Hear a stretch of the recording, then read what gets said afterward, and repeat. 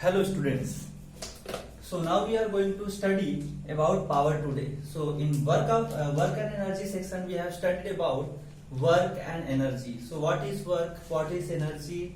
When work is said to be negative, and the different type of energy like potential energy and kinetic energy we have studied.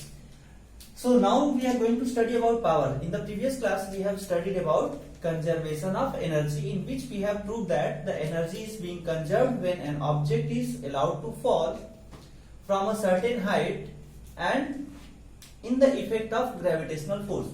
So here now we are going to study about, since we have studied about work, so if work is continuously being doing, यानी कि किसी के अंदर कितना work करने की tendency है, एक सेकेंड में वो कितना ज्यादा वर्क कर सकता है, how many works amount of work और energy can be transferred in a unit time. तो इसको जो मेजर करते हैं उससे पता चलेगा कि हम बोलेंगे कि किसके अंदर कितना पावर है. जैसे नहीं होता है कि कोई अगर पर्सन है तो हम बोलते हैं इसके अंदर बहुत पावर है. पावर मीन्स क्या है? That means he can do more work with in a less time. ठीक है, तो कम समय में वो क्या कर सकता है? ज्यादा से ज्यादा वर्क कर सकता है. So that's why power is actually rate of doing work. How fast we are doing work is known as power. So we can define here definition of accurate definition of power that should be written in the copy. That is, power is defined as rate of doing work. यानी power क्या होगा? Rate of doing work, or we can also say that rate of transfer of energy. In certain case, what happens? Energy is being transferred, so we can also say that the power can be defined as rate of transfer of energy, and we can also say that power is defined as rate of doing work. इसको mathematically कैसे represent करेंगे? So mathematically we can write power is equal to work upon time, और you can also write change in energy upon time. ठीक है, यानी उस particular time में कितना एनर्जी में चेंज आया है, या how much amount of work has been done in unit time, that is known as power. So इसको हम और लिख सकते हैं power is equal to energy upon time. Actually मैं W वर्क भी लिख सकता था. वर्क के लिए अब मुझे W सिंबल यूज करना पड़ेगा, but here we will avoid W symbol because the SI unit of power is watt. Power का जो SI यूनिट है वो क्या है? आपका वॉट है, और उसके लिए सिंबल क्या यूज होता है? W. So W is the symbol which is being used for what, that is SI unit of power. यानी कि अगर एनर्जी को जूल में रखेंगे, SI यूनिट में एनर्जी को अगर जूल में रखेंगे और टाइम को सेकेंड में रखेंगे, तो ये जो मिलेगा 1 joule upon 1 second, 1 joule upon 1 second, इसको बोला जाएगा आपका 1 वॉट. ठीक है ना, that will be known as 1 watt. यानी 1 जूल अपॉन 1 सेकेंड जो हमारा होगा, if 1 joule of work is done in 1 second of time, then we will say that the power generated by the object is 1 watt. So that's why here define 1 watt of power. अगर आपसे पूछता है कि how will you define 1 watt of power, तो इसी फॉर्मूले से define करेंगे. If a work of 1 joule is being done in 1 second by an object, then we will say that the power generated by the object is 1 watt. ठीक है, तो इस तरीके से 1 watt of power को आप डिफाइन कर सकते हैं. तो ये था वॉट के डिफाइन करने के लिए. और भी जो बड़ा यूनिट होता है आपका किलो वाट यूज कर सकते हैं, किलो वाट. ठीक है ना, तो इसके लिए आपका क्या होगा? KW यूज हो जाएगा किलो वाट के केस में. तो किलो वाट केस में KW यूज कर लेंगे. ये क्या होगा? दैट इज इक्वल टू 1000 वाट. तो 1000 वाट को क्या बोलते हैं? 1 किलो वाट बोला जाता है. ठीक है बच्चों, तो अब जो है हम आगे देखेंगे. इसके बाद एक और बड़ा यूनिट होता है. ये तो था वॉट का, पावर का. जैसे अगर आपको क्वेश्चन दे दिया, सपोज एक क्वेश्चन कर ही लेते हैं. I am going to erase it. Suppose you have been given a question that if question is given here that 100 joule of work is done in suppose 50 minutes.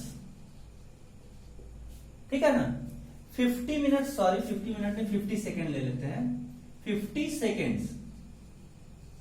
ये ध्यान रखेंगे जब भी आपको वॉट में पता करना होगा तो आपको इसको जूल में रखना होगा और टाइम को सेकेंड में रखना होगा, तभी हमारा आंसर वॉट में आएगा.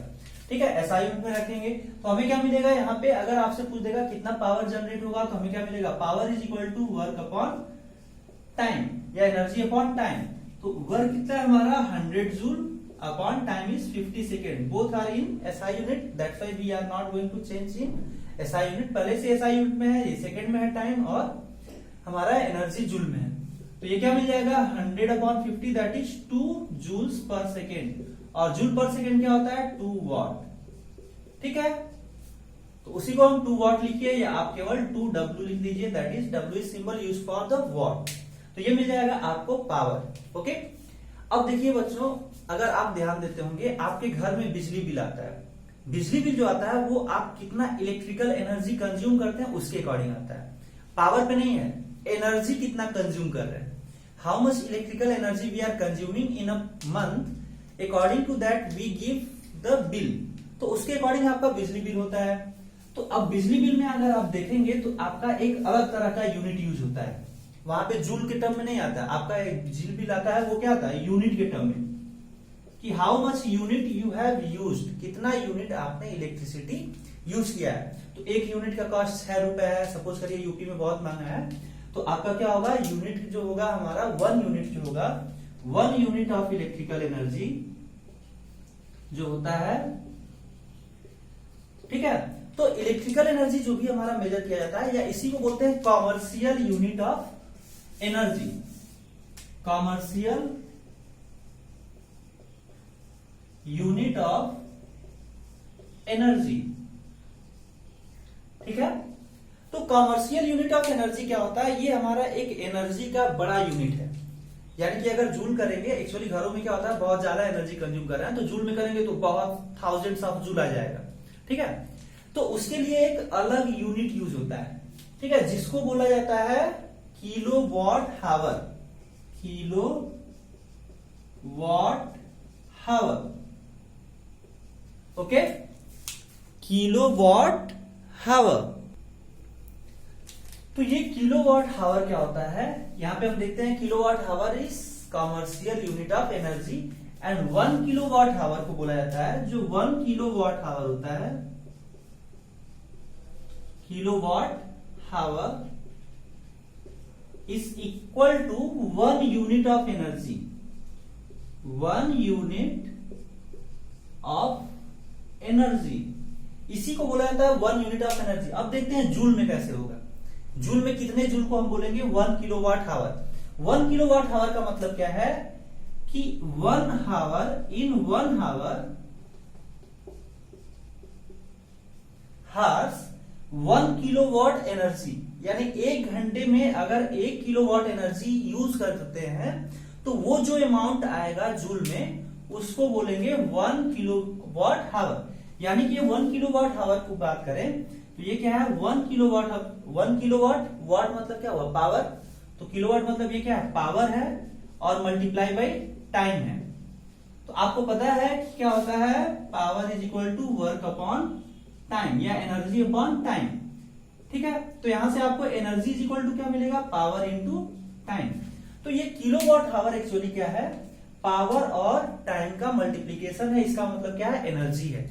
तो कई बार पूछता है kilo watt hour is an unit of, तो आप क्या करते हैं किलो वॉट को देख के सोचते हैं ये पावर का यूनिट है, लेकिन ये पावर का यूनिट नहीं है। किलो वॉट हावर किसका यूनिट है, किलो वॉट के साथ मल्टीप्लाई हावर भी है, यानी पावर इंटू टाइम क्या होता है एनर्जी होता है। तो ये एनर्जी का यूनिट है किलो वॉट हावर, और ये कॉमर्शियल यूनिट होता है। अब इसको जूल में अगर बदलना होगा तो कैसे करेंगे, तो क्या करेंगे हमारे पास पावर इंटू टाइम है, यानी energy is equal to power into time. Power कितना है 1 किलो वॉट, 1 किलो वॉट का मतलब 1000 वॉट मल्टीप्लाई बाई टाइम कितना है 1 हावर, 1 हावर का मतलब 60 इंटू 60 सेकेंड्स।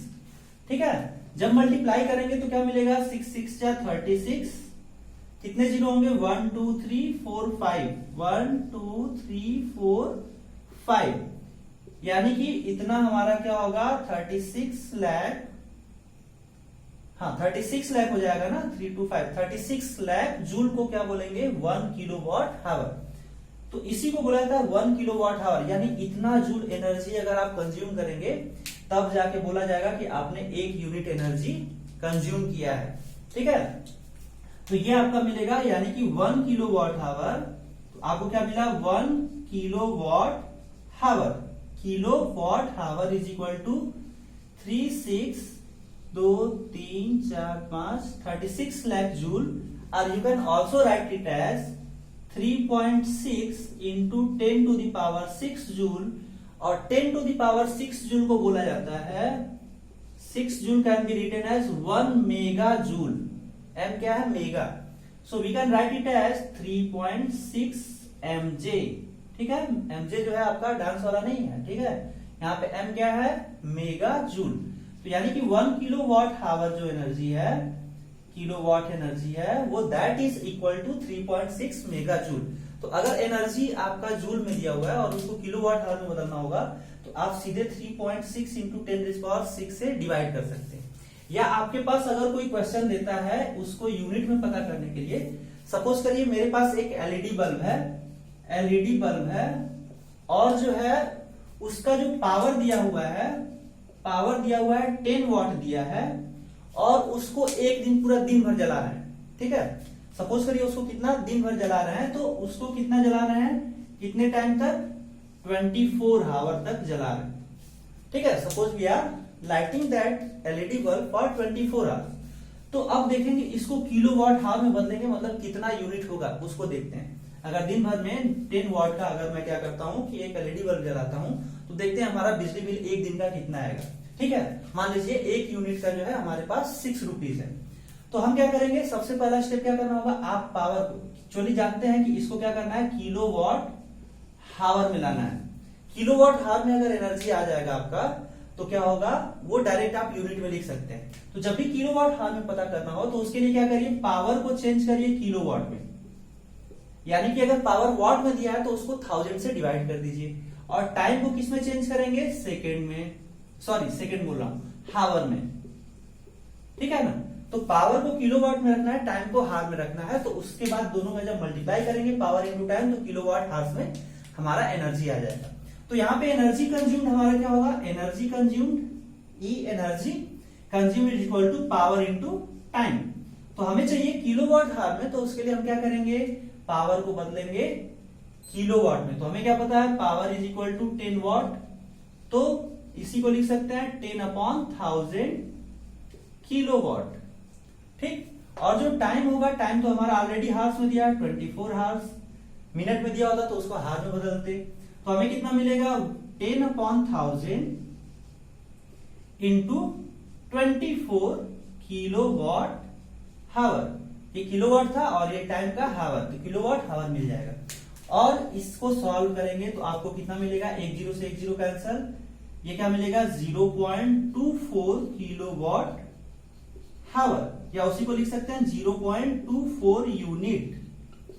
अब सपोज करिए अगर मैं मैक्सिमम कॉस्ट लेके चलता हूं, अगर एक यूनिट का कॉस्ट आपके पास क्या है, 6 रुपीज है।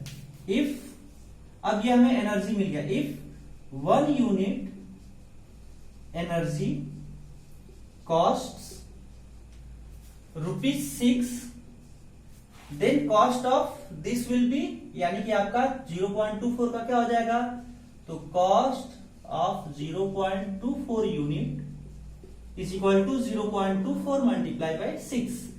6 से मल्टीप्लाई करेंगे कितना आएगा बच्चों, 4। ठीक है, तो 1.44 रुपीज, 1.44। यानी कि अगर आप एलईडी बल्ब पूरे 24 घंटे जलाते हैं 10 वॉट का, वो भी, तो आपका क्या होगा, अगर 6 रुपीज एक यूनिट का बिल आता है, तो एक दिन का वो बल्ब जलाने का बिल कितना आएगा, 1.44 रुपीज। यानी ₹1.44 आपके जो है 1.44 रुपीज आपका बिजली बिल आएगा। ठीक है बच्चों, तो इस तरीके से जब भी अगर आपको क्या करना हो, ये दिया हो कि पता करिए कि इतने पैसे के हिसाब से कितना बिजली बिल आएगा, या कितना किलोवाट आवर आपका जो है एनर्जी कंज्यूम हो रहा है, तो आपको क्या करना है, जो भी पावर दिया रहेगा, पावर को किलोवाट में बदलिएगा, टाइम को हार्स में बदलिएगा, दोनों को मल्टीप्लाई कर देंगे, तो आपको जो एनर्जी आएगा वो किलोवाट आवर में आएगा, और उसी किलोवाट आवर को आप यूनिट लिख सकते हैं, यानी इतना आपका यूनिट कंज्यूम हो रहा है। अब पैसा दिया रहेगा कि अगर एक यूनिट का कॉस्ट कितना है, तो पूछ देगा कि अब जो आपने कैलकुलेट किया कि इतना यूनिट हमारा आया है, ऐसे ही मान लीजिए 10 बल्ब होता तो एक बल्ब का इतना यूनिट आ रहा है, तो 10 बल्ब का क्या होता है, 10 से मैं मल्टीप्लाई कर देता, तो जितना टोटल यूनिट आता और उसमें क्या करता है, जो भी हमारा पैसा होता है उसे मल्टीप्लाई कर देते, तो हमारा क्या होता है, बिजली बिल पता चल जाएगा। तो इस तरीके से बच्चों आप अपने दैट इज घर का बिजली बिल आप पता कर सकते हैं। कैलकुलेट करके कि हमारा बिजली बिल कितना आएगा और फिर उसको मीटर रीडिंग से मैच कर सकते हैं कि आपका बिजली बिल कितना आ रहा है, उसके साथ टैली कर रहा है कि नहीं। ठीक है बच्चों, तो ये था हमारा वर्क एंड एनर्जी चैप्टर। अभी इसमें थोड़ा सा और हम पढ़ेंगे, एक टॉपिक और डिस्कस करेंगे, that is conversion of energy from one form to another form. उसमें कुछ एग्जांपल्स देखेंगे कि किस फॉर्म से किस फॉर्म में एनर्जी कन्वर्जन हो रहा है कुछ सर्टेन डिवाइसेस में। तो उसको हम लाइव क्लास में देखेंगे या उसके लिए अलग से वीडियो होगा। ओके, आज के लिए ये लास्ट टॉपिक था। इसके बाद हम क्वेश्चंस डिस्कस करेंगे, इस चैप्टर का पुल आउट के क्वेश्चन डिस्कस करेंगे और आपका ये फिजिक्स का चैप्टर खत्म हो जाएगा। ओके बच्चों, थैंक यू, बाय एवरीवन। अगर आपको वीडियो अच्छा लगा हो तो लाइक करिए, शेयर करिए और सब्सक्राइब भी करिए। तो ये मेरे लिए क्या होगा, इट विल इसके वजह से मैं थोड़ा और इम्प्रूव करूंगा, एक्साइटेड दैट मीन्स मैं एक्साइटेड रहूंगा कि मैं ज्यादा से ज्यादा वीडियो बनाऊं ताकि आपको और अच्छे से समझा सकूं। Okay students, bye, thank you.